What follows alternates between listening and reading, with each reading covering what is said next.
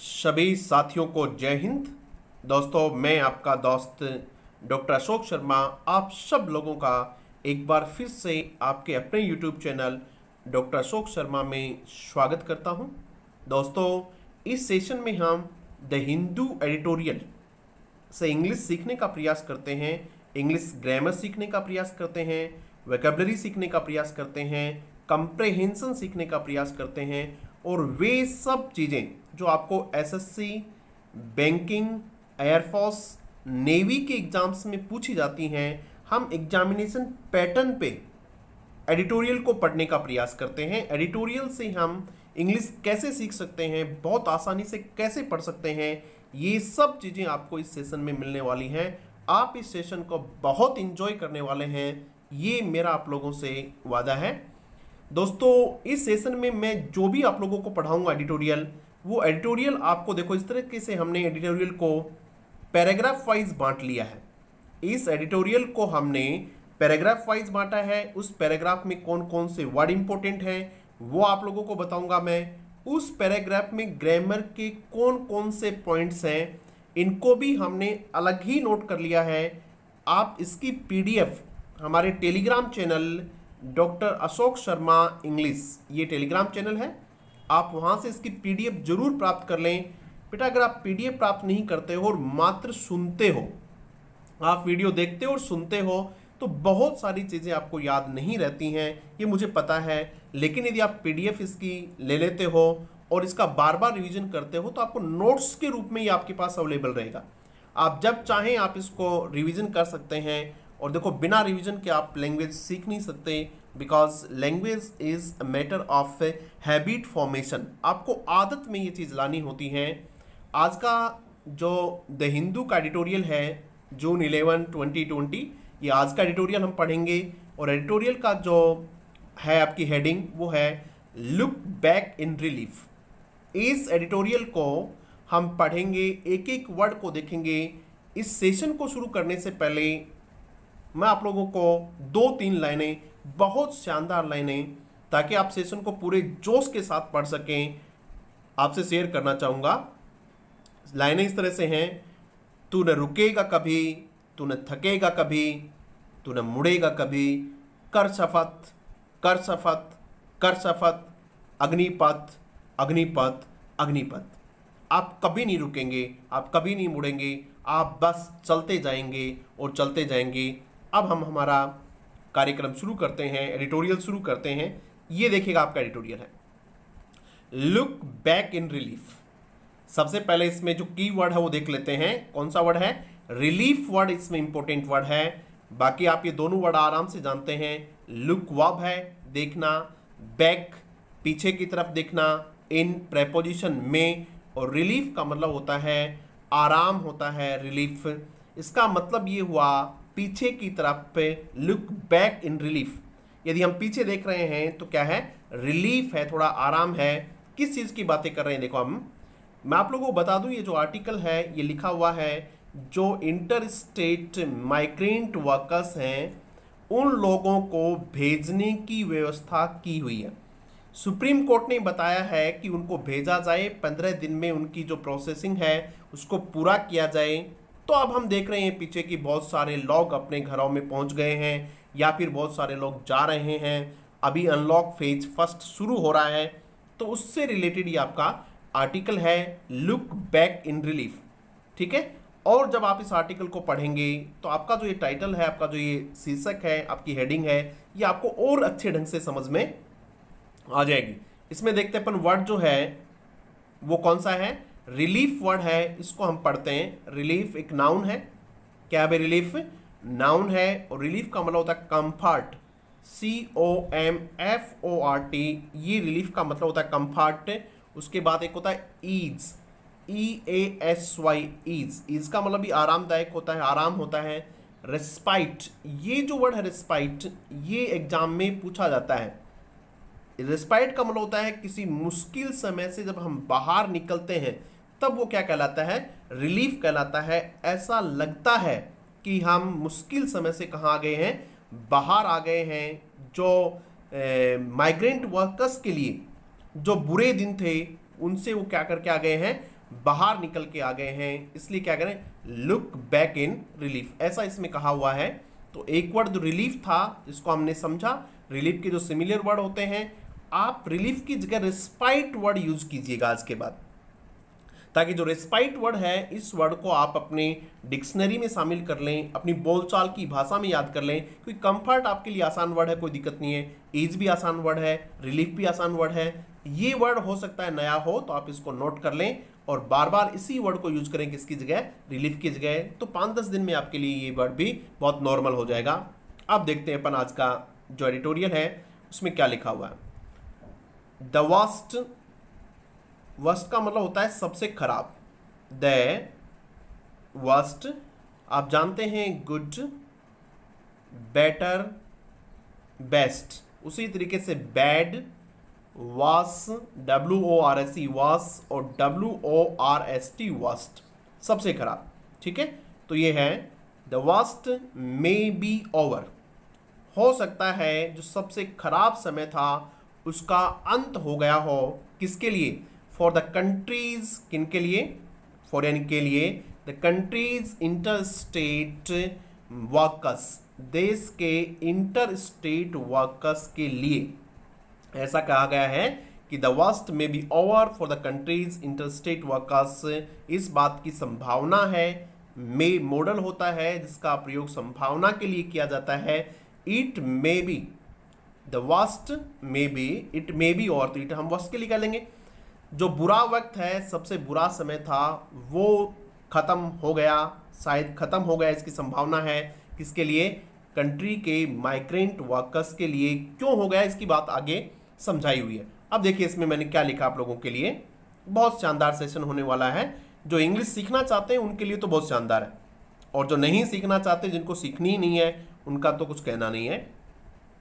The worst ये noun है यहाँ, एक्चुअली वर्स्ट का प्रयोग एडजेक्टिव के रूप में किया जाता है, क्योंकि बैड एडजेक्टिव है, बैड क्या है, एडजेक्टिव है, और उसका सामान्य प्रयोग जो होता है वर्स्ट कैसा होता है, एडजेक्टिव ही होता है, लेकिन यहाँ एडजेक्टिव नहीं है, यहाँ ये किसका प्रयोग किया गया है, worst as a noun use किया हुआ है। कैसे, देखिएगा, इससे आर्टिकल द का प्रयोग किया हुआ है, समझिएगा, बहुत शानदार कॉन्सेप्ट है। आर्टिकल द का प्रयोग किया गया है और आर्टिकल द के बाद यदि एक ही शब्द आए तो आप निश्चित रूप से मान लेना कि वो शब्द क्या है, नाउन है। उस शब्द का जो प्रयोग किया गया है वो नाउन की तरह किया गया है, क्योंकि आर्टिकल का संबंध सिर्फ और सिर्फ किससे होता है, किससे होता है बेटा, नाउन से संबंध होता है। यानी यहां जो वर्स्ट यूज हुआ वो किसके रूप में हुआ है, नाउन के रूप में। The worst may be over, खत्म हो गया है। ये देखो ओवर जो है ये भी एडजेक्टिव है, यहां ओवर किसके रूप में प्रयोग हुआ है, एडजेक्टिव के रूप में। देखो मैंने यहां लिख दिया है इसके, आप जब इसके PDF प्राप्त करेंगे तो आपको लिखा हुआ मिलेगा ओवर, देखिएगा यहाँ ओवर क्या है, एडजेक्टिव, और ओवर का एडजेक्टिव मीनिंग जब होता है तब उसका होता है फिनिश्ड, समाप्त हो जाना, खत्म हो जाना। तो ओवर यहाँ एडजेक्टिव का प्रयोग किया गया है। ओवर का और कैसे कैसे प्रयोग होता है आप सब जानते हैं। Over is a famous preposition, over का प्रेपोजिशन के रूप में प्रयोग होता है, ओवर का नाउन के रूप में प्रयोग होता है, ओवर का एडवर्ब के रूप में प्रयोग होता है। जानना चाहेंगे सब लोग आप कि ओवर का किस किस तरीके से प्रयोग होता है। बिल्कुल इसी सेशन में, इसी पैराग्राफ के तुरंत बाद मैं आप लोगों को ये सब बताने वाला हूं। पहला सेंटेंस क्लियर हो गया, उसके बाद देखो इसी सेंटेंस में एक चीज हो रहा है, countries interstate workers, countries interstate. तो ये जो कंट्रीज प्रयोग हुआ है, कंट्री नाउन है, COUNTRY, country is a noun, और इस नाउन का ये पॉजेसिव केस है। नाउन के केसेस होते हैं, 4 केसेस होते हैं, उनमें से एक केस कौन सा होता है, पॉजेसिव केस भी होता है नाउन का। और पॉजेसिव केस की स्थिति में आप नाउन के साथ अपोस्ट्रोफी S का प्रयोग करते हैं, कंट्री का। एक तरीका होता है ऑफ का यूज करना और एक होता है क्या, अपोस्ट्रोफी S का यूज करना। तो ये नाउन का कौन सा केस है, पॉजेसिव केस है। ये सब चीजें देखो यहाँ मैंने इसको लिख दिया है, जब आप इसकी PDF लें, possessive case of the noun country, country noun के पॉजेसिव केस के रूप में ये प्रयोग किया गया है। बेटा इस तरीके से जब आप अंग्रेजी पढ़ेंगे तब आपकी अंग्रेजी क्लियर होगी। तब आपकी इंग्लिश मजबूत होगी, तब जाके आप किसी भी एग्ज़ाम को फटाफट पास कर देंगे, किसी प्रकार की कोई दिक्कत नहीं होगी। अब भी कुछ बच्चे हैं जो सेशन कंप्लीट नहीं देखते हैं, अब भी बहुत सारे बच्चे हैं जो वीडियो को अंत तक नहीं देखते हैं। अब बताओ, ऐसे बच्चों को इंग्लिश सीखनी है क्या? निश्चित रूप से उनको अंग्रेजी सीखनी ही नहीं है। यदि उनको सीखनी हो तो वो 1 मिनट का भी स्किप नहीं कर सकते। इतना शानदार सेशन है, 1 मिनट का भी स्किप आप नहीं कर पाएंगे। इसमें बहुत शानदार चीज़ें आप लोगों को बताने वाला है। अब आगे देखिएगा, इसमें many have return.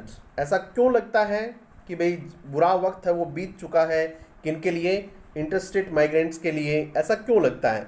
Many have return, ये देखिएगा, मैनी बहुत सारे लोग हैव रिटर्न्ड होम, क्योंकि बहुत सारे लोग हैव रिटर्न्ड होम, घर पहुंच गए हैं। रिटर्न टू होम नहीं होता है, ध्यान दीजिएगा बच्चों, क्या नहीं होता इसमें?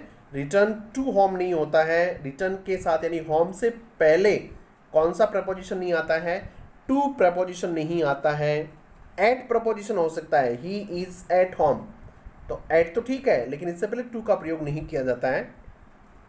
मैनी हैव रिटर्न होम, ज़्यादातर तो घर पहुंच गए हैं। मोर में, और ज़्यादा, मोर यानी ज़्यादा, मोर में बी एकोमोडेटेड, और बहुत ज़्यादा को अकोमोडेट किया जा सकता है।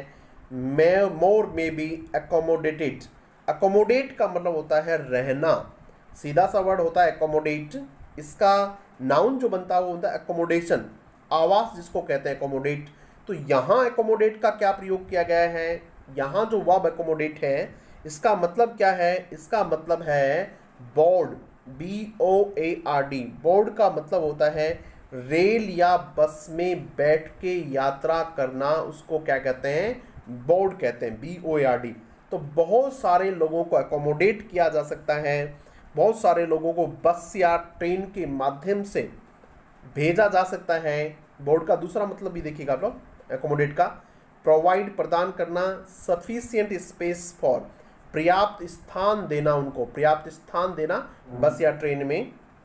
अकोमोडेट इन श्रमिक ट्रेन्स, देखिएगा इसको अच्छे से पढ़िएगा भाई आप लोग।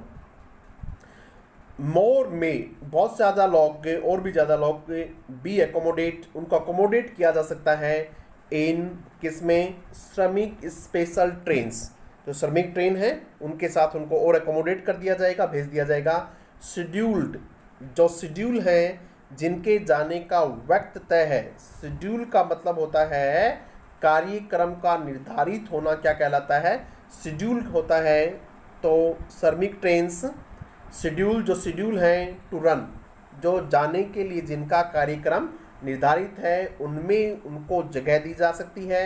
एंड सम, और कुछ लोग, अभी भी कुछ लोग बच गए, कुछ घर पहुंच गए, कुछ लोगों को अभी ट्रेन में जो शेड्यूल है उनमें भेजा जा सकता है। एंड सम, और कुछ लोग, इट अपीयर्स, ऐसा लगता है। इट इसमें सब्जेक्ट है और अपीयर्स इसमें क्या है?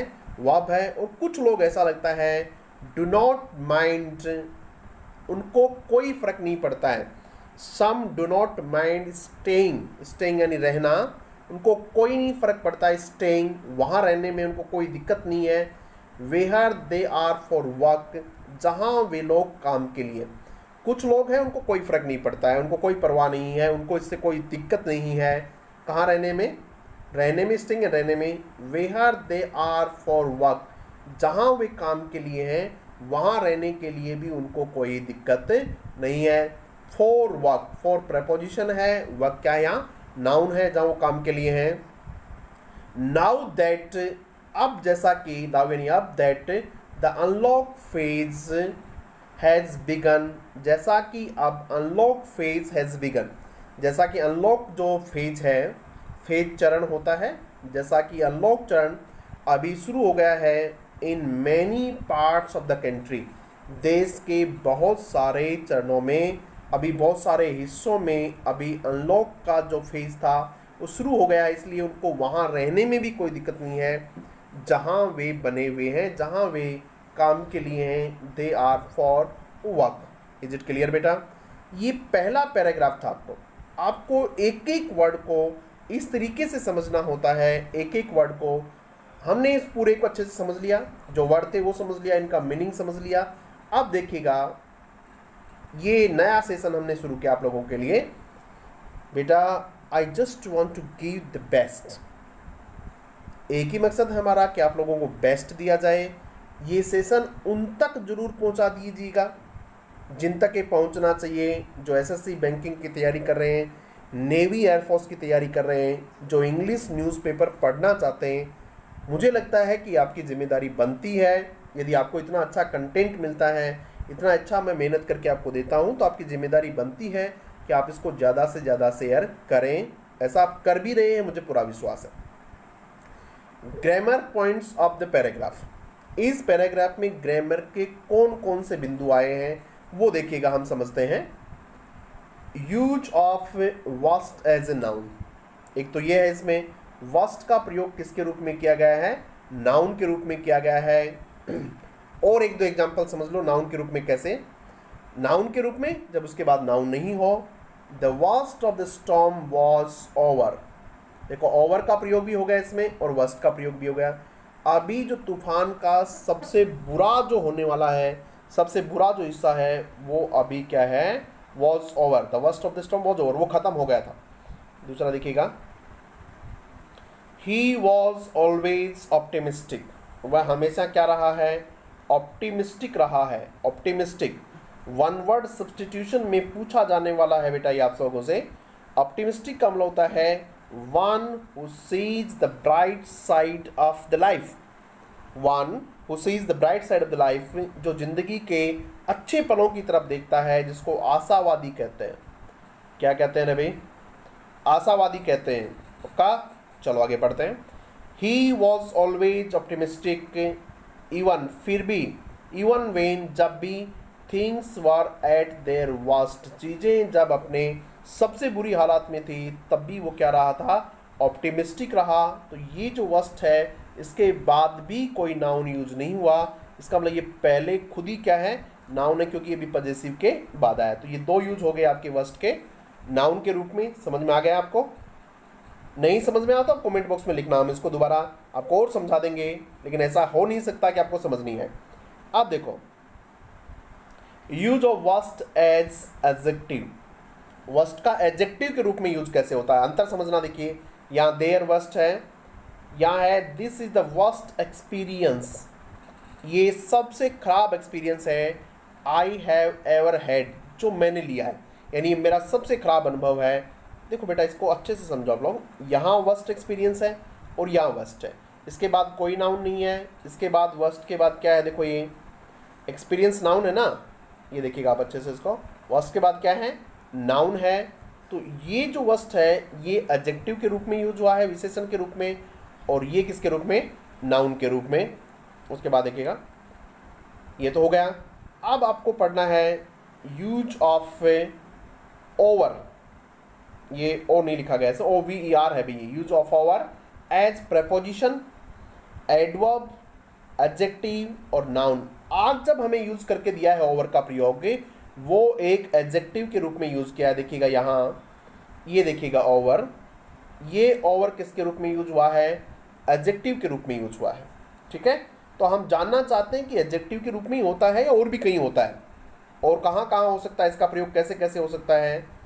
इसका प्रयोग हो सकता है प्रपोजिशन के रूप में, इसका प्रयोग हो सकता है एडवर्ब के रूप में, इसका प्रयोग हो सकता है एडजेक्टिव के रूप में, और इसका प्रयोग हो सकता है नाउन के रूप में। तो सबसे पहले देखेंगे हम एडजेक्टिव के रूप में, जहाँ इसका मतलब होता है खत्म हो जाना। अभी देखा ही था आज हमने, the exams are over now, exams अब क्या हो गए हैं, खत्म हो गए हैं। यहाँ ये बी वर्ब के बाद आता है सामान्यतः, बी का मतलब होता है इज, एम, आर, इनके बाद आता है तो ये क्या होता है, एडजेक्टिव होता है। हो गया। एज ए नाउन, इसका प्रयोग नाउन के रूप में भी होता है।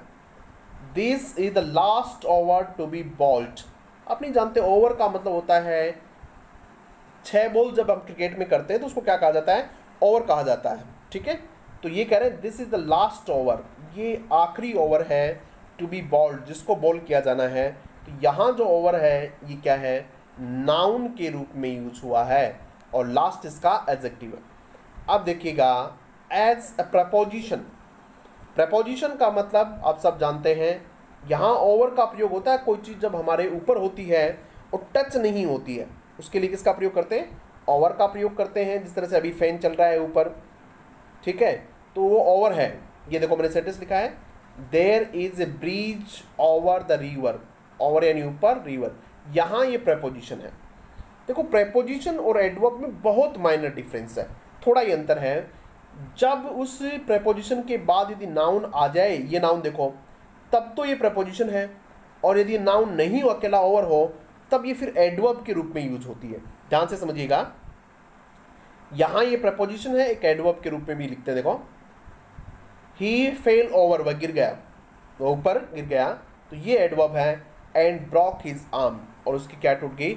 आर्म टूट गई। तो ये आपका यूज था बेटा किसका? ओवर का यूज था, वस्ट का यूज था। ये सब चीज़ें आप लोगों को एसएससी एग्जाम में पूछी जाती हैं, एयरफोर्स नेवी में पूछी जाती हैं। अब देखिएगा आप लोग, दो चीज़ें हो गई, हमने समझ ली। अब उसके बाद देखो आप लोग, एक और ग्रामर का पॉइंट है इसमें, ध्यान से दीजिएगा। वुड यू माइंड या डोंट माइंड, देखो पहचानो कहाँ है ये वर्ड। ये देखिएगा, ये रहा कि some of them do not mind, ये देखिएगा ये लिखा हुआ है, some of them do not mind staying. ये जो माइंड वर्ब है, ये अपने बाद आईएनजी फॉर्म लेती है, जिरेंड लेती है अपने बाद। ये वह अपने बाद क्या लेती है? आईएनजी फॉर्म लेती है। बहुत बार एग्जाम में पूछा जाता है, would you mind to stay, ऐसे पूछ लेते हैं, would you mind to stay. तो माइंड के बाद टू स्टे नहीं आता, क्या आता है? आईएनजी फॉर्म आती है। तो ये देखिएगा, हमने आपको बताया यहाँ, ये आप इसको पॉइंट को। अब इसकी पीडीएफ मेरी आप लोगों से बड़ी रिक्वेस्ट है कि आप इसकी पीडीएफ जरूर प्राप्त कर लें टेलीग्राम चैनल से, क्योंकि इतना अच्छा मैटर आपको मिल रहा है और आप 2 दिन के बाद इसको भूल जाएंगे। रोजाना इतना अच्छा मैटर मिलता है, तो क्यों नहीं आप टेलीग्राम चैनल पे जाके इसकी पीडीएफ लें, अपने पास सुरक्षित रखें और सप्ताह में 1 दिन इसको रिवीजन करें। अरे भाई, आप इसको लाइक करें नहीं करें कोई बात नहीं है, आप शेयर करें नहीं करें कोई बात नहीं है, लेकिन कम से कम आप कमेंट भी नहीं करें कोई बात नहीं है, वो आपकी इच्छा हो तो कर दें आप, लेकिन आप अपने फ़ायदे का काम तो करें। और ये तो आपके फ़ायदे का काम है कि आप इसकी पीडीएफ प्राप्त कर लें और पीडीएफ प्राप्त करके रिवीजन करेंगे, तो आपके फ़ायदे का काम है।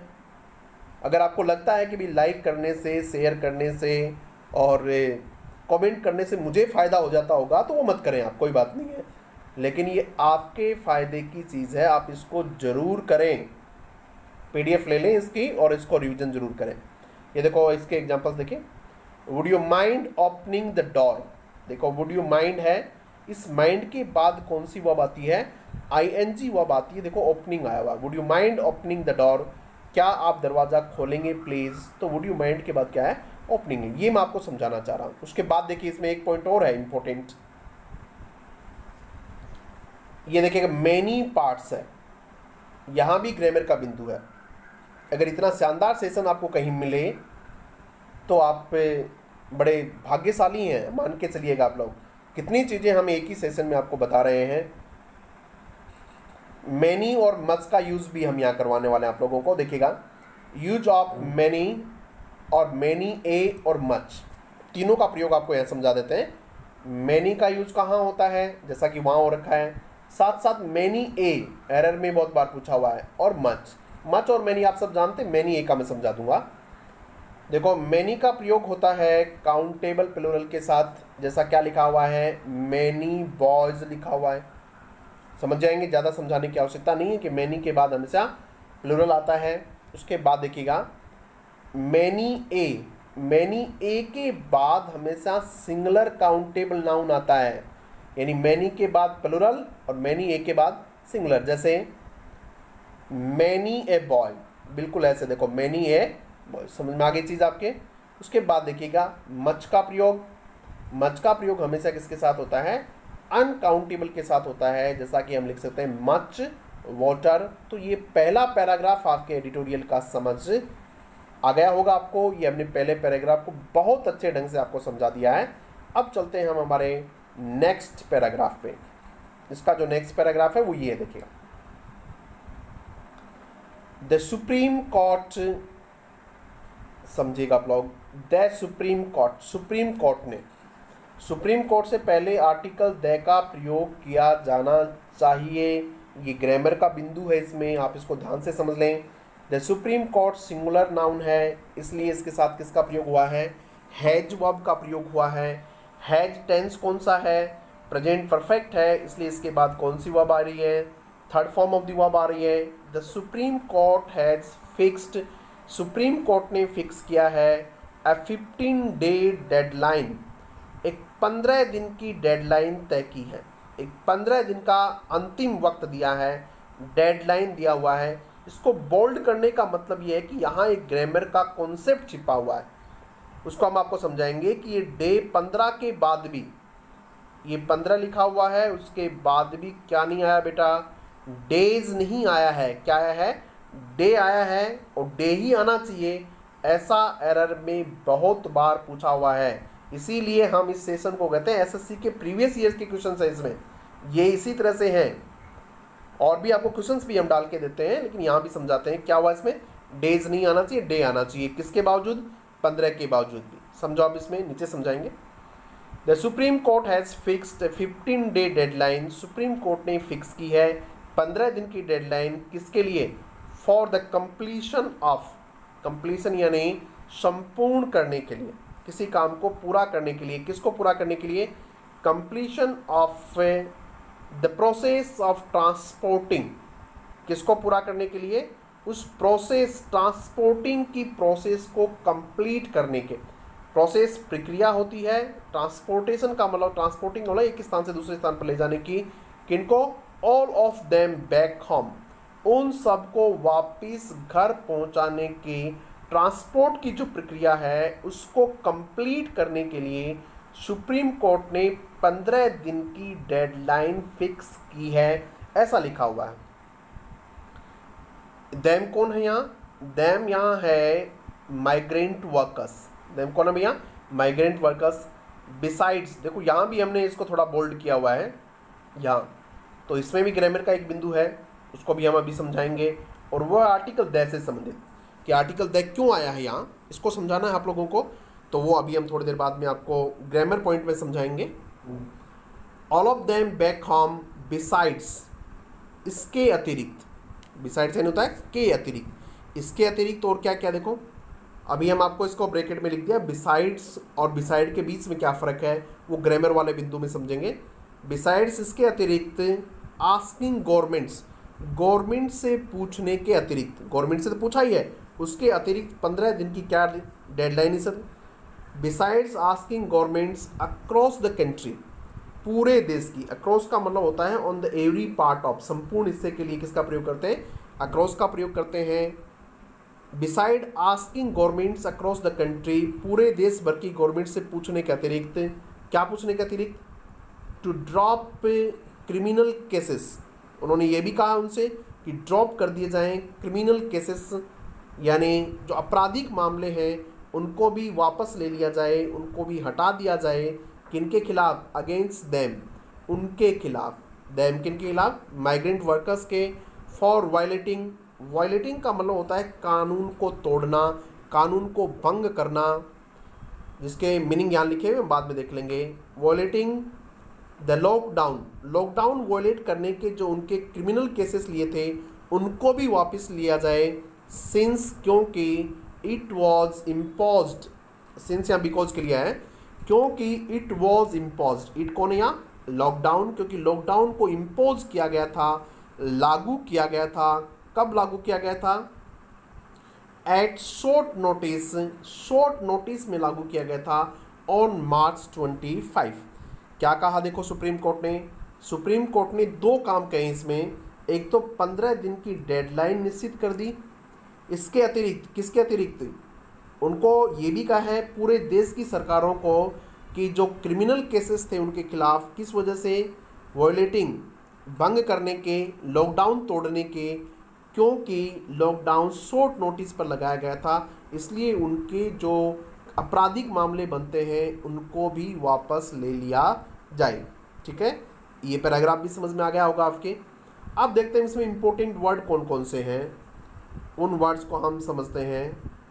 वर्ड्स इसमें एक वर्ड हमने इसमें कोशिश की है लिखने की आप लोगों के लिए, वायलेट होता है to break a rule, break and तोड़ना, एक रूल तोड़ना, और एन एग्रीमेंट, और किसको तोड़ना, एग्रीमेंट को तोड़ना। देखा ए लिखा हुआ है, एन लिखा हुआ है, और एग्रीमेंट, ठीक है चलो कोई दिक्कत नहीं है। एग्रीमेंट समझौते को तोड़ना या नियम कानून को तोड़ना क्या कहलाता है, वायलेट होता है। जिसके सिमिलियर वर्ड होता है कॉन्ट्रावीन, बहुत शानदार वर्ड है, नोट कर लीजिएगा आप लोग, इसको समझ लीजिएगा। कॉन्ट्रावीन होता है CONTRAVE, यानी कॉन्ट्रावीन होता है। एक दूसरा वर्ड इसका होता है ब्रीच, नियम कानून को तोड़ना, ब्रीच, BREACH, ब्रीच। एक होता है इन्फ्रिंज, INFRING, इन्फ्रिंज का मतलब ये होता है कानून भंग करना। तो ये इसके कुछ वर्ड थे। उसके बाद एक वर्ड है इम्पोज, इम्पोज यानी लागू करना, थोपना, इसको इन्फोर्स कहते हैं, ENFORC, इन्फोर्स। या फिर एक वर्ड और देख लेते हैं इसका, फॉइस्ट, FOIST, कौन सा वर्ड है, फॉइस्ट, फॉइस्ट यानी भी लागू करना होता है। तो ये चीज़ें आज हमने इसमें दूसरे पैराग्राफ में समझी हैं।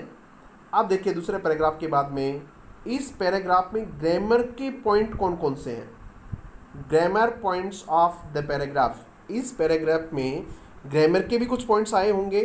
पहला देखिए क्या पढ़ा आपने, use of article the, article the का प्रयोग before supreme court, supreme court से पहले आर्टिकल द का प्रयोग किया जाना चाहिए। राज्यसभा से पहले आर्टिकल द का प्रयोग किया जाना चाहिए।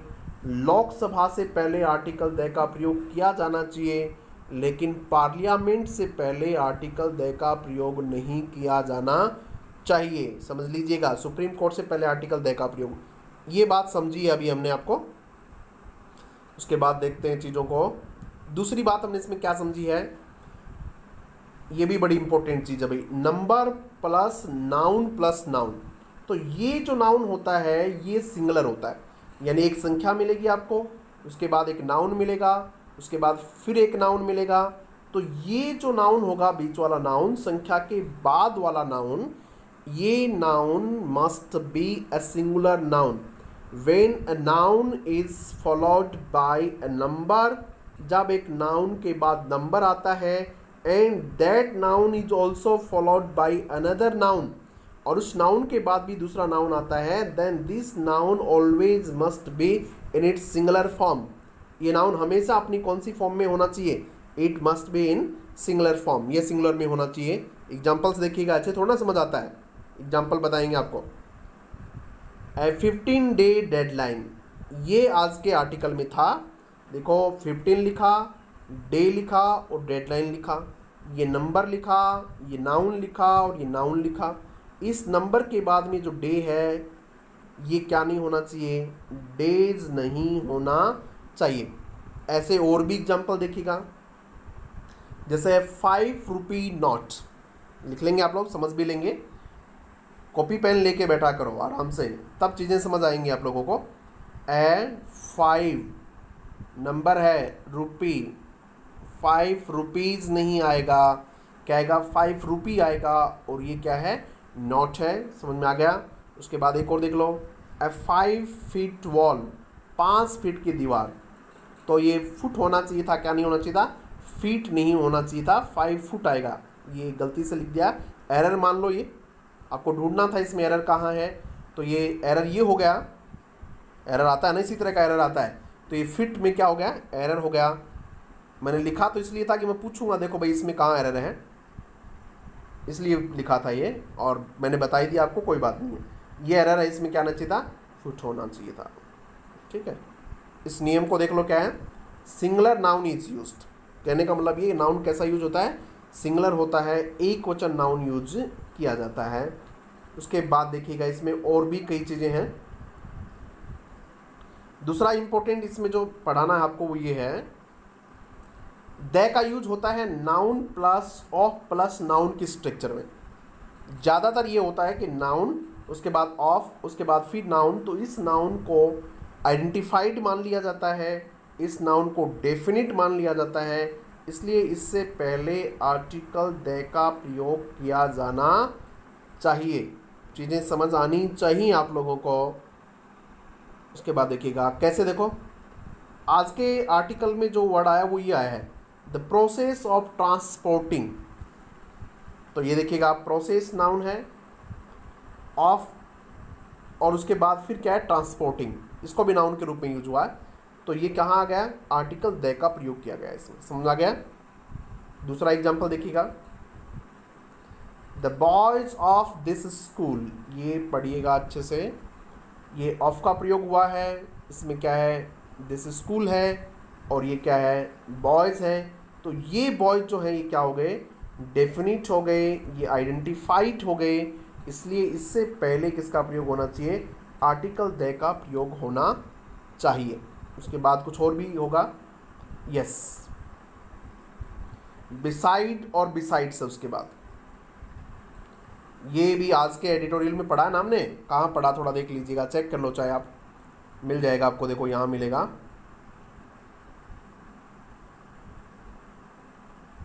कहीं मिल रहा है क्या, डेडलाइन फॉर द, ये देखिएगा ये है बिसाइड्स, ये है ये बिसाइड्स, ठीक है। हमने लिखा भी था ब्रैकेट में बिसाइड वर्सेस बिसाइड्स, तो वही पढ़ा रहे हैं अभी आपको, बिसाइड्स वर्सेस बिसाइड्स।